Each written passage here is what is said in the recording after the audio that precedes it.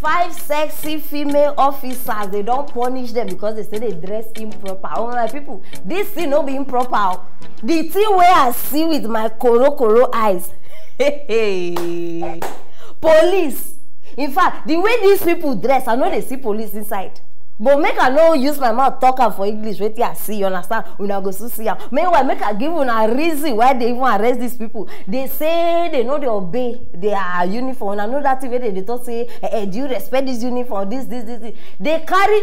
If una see what these people wear, they can't knock beret on top, police beret. Meaning say they don't even they see Ghana police this thing as anything. So now the police department, the police administration don't come outside, come tell them say okay, oh, their punishment now be say for 8 weeks they go police training school.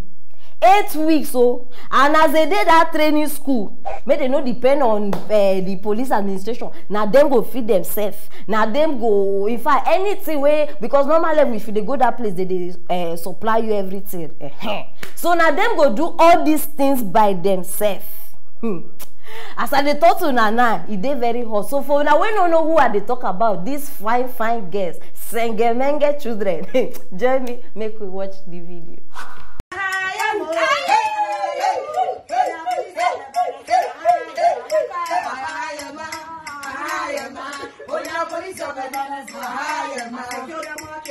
I wanna kill somebody. I wanna kill somebody. I wanna kill somebody. So them no mercy. Only one body. Only one body. So them no mercy. Only one body. Only one body.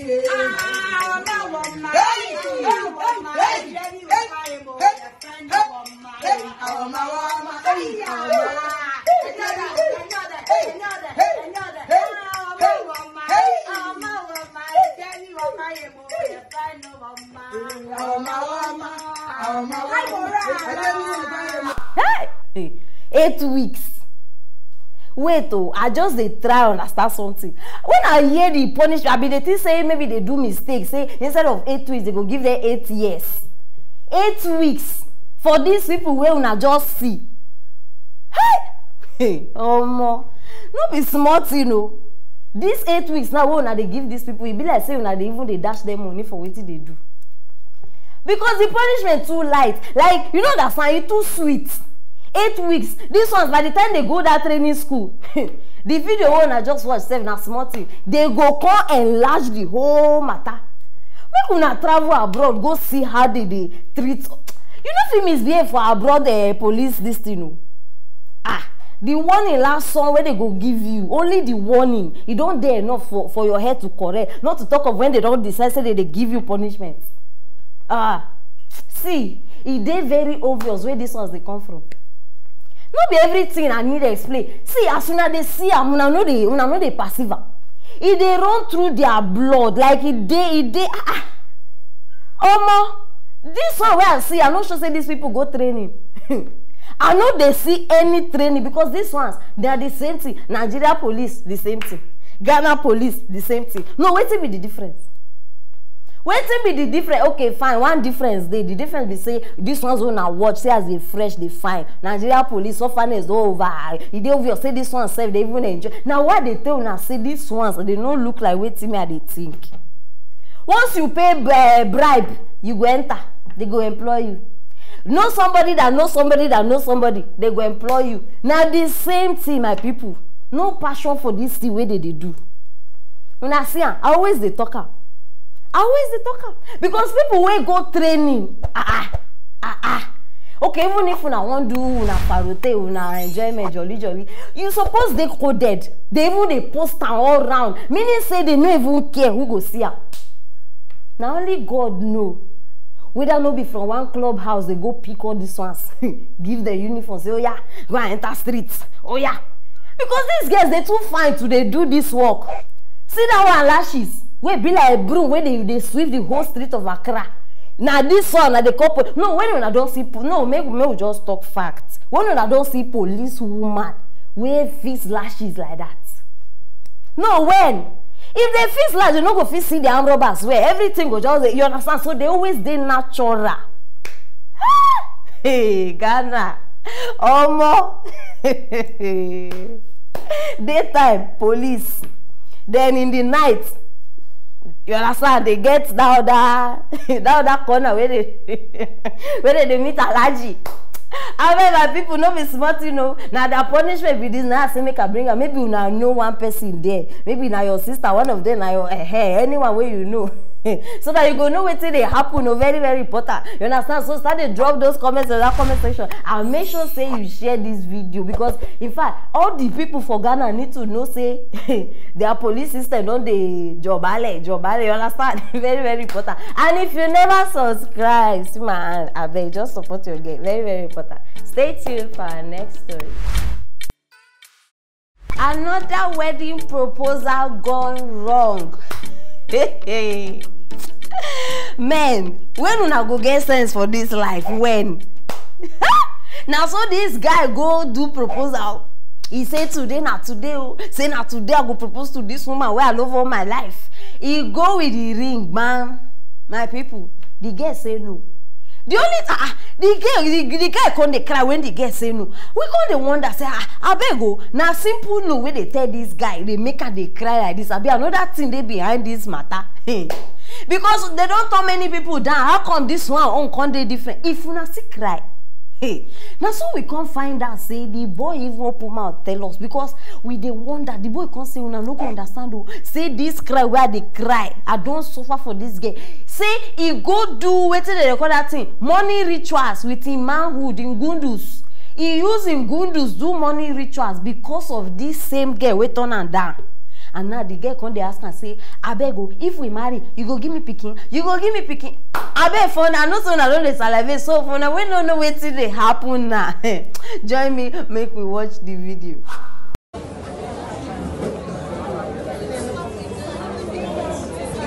Say yes now. Say yes now. Say yes. Just accept you. What do you want? Like, are you okay? Somebody's supposed to see you.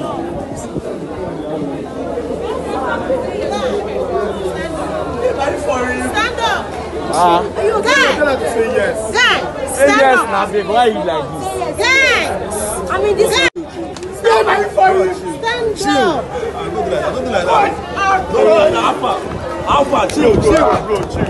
Come on, what you doing, sir? Calm down now, because of who that get be. No, this girl. I exchange my mouth for money for this girl. But now, God.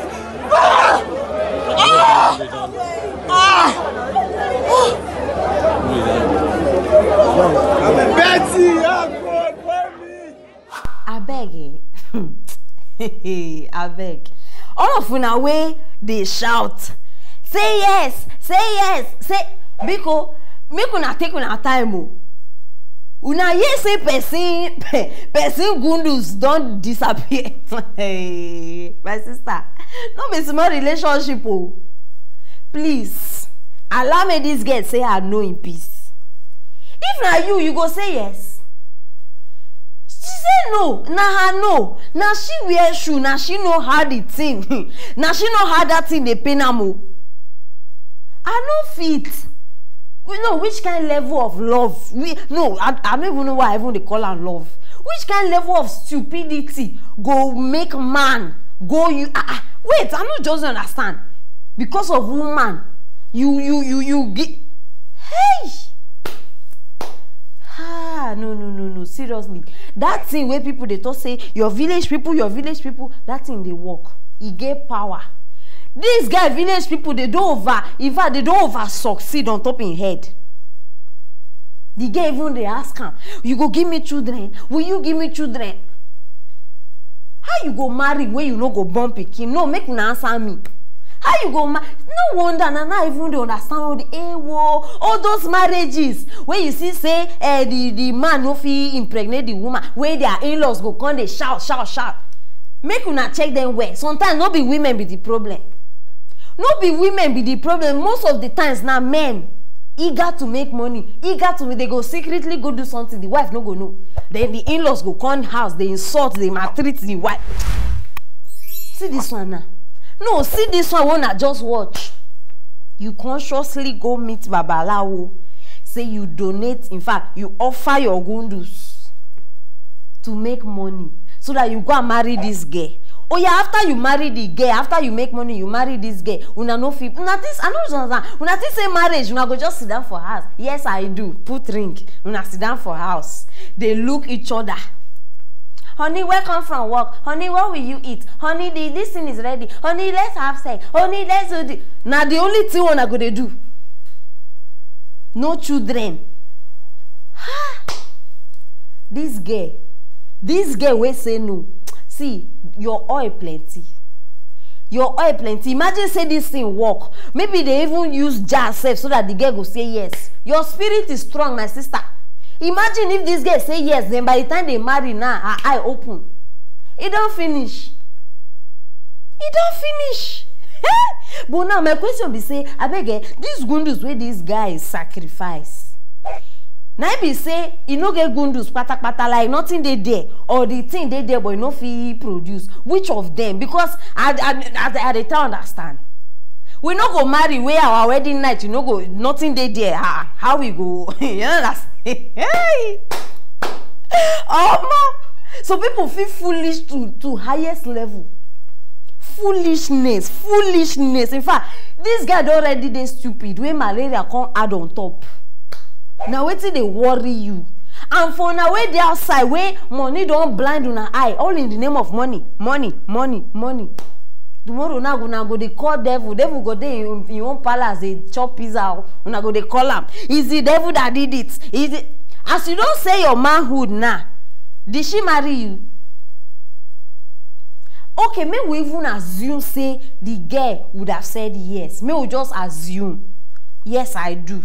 They can't marry. Everything can't happen. The girl can't consider you. You don't say after a while this girl will still leave you.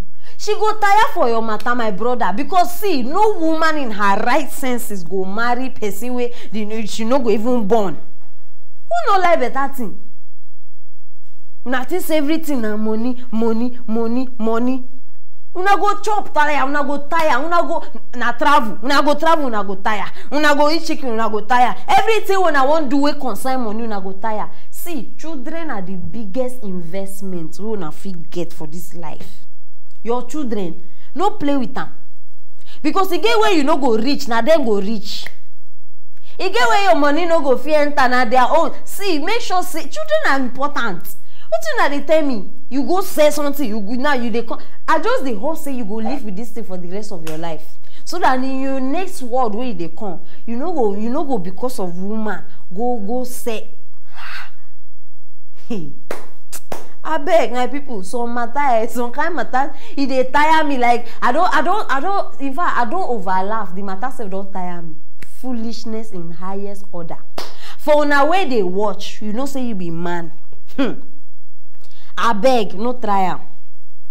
No try am. Make sure, see, look for normal work, save money, marry. Not even by force to even, I know that's how much you want to spend for the wedding, where it even make you go say that thing. Okay, you want to make your wedding, talk of the town. They go there for newspaper. You go there for, in fact, they go even hear that for America, say the first man to marry. No, which wedding you want to do where people never do before? Now inside aeroplane, they don't do one. Which one are they ask? So that I go try understand your own side of the story. Now people like you go marry, after you marry now problem everywhere. My people, now the matter be this. Now the matter be this. He that has ear, let him hear. I no go talk past this one. So I beg, make sure say you subscribe, comment, share this video so that everybody go know wetin dey happen. If you no subscribe, how you go get matters like this? Very, very important. No alas, I beg just click on that thing, click and break that bell so that you understand. You go dey over notified whenever you get serious matters like this. Stay tuned for our next step.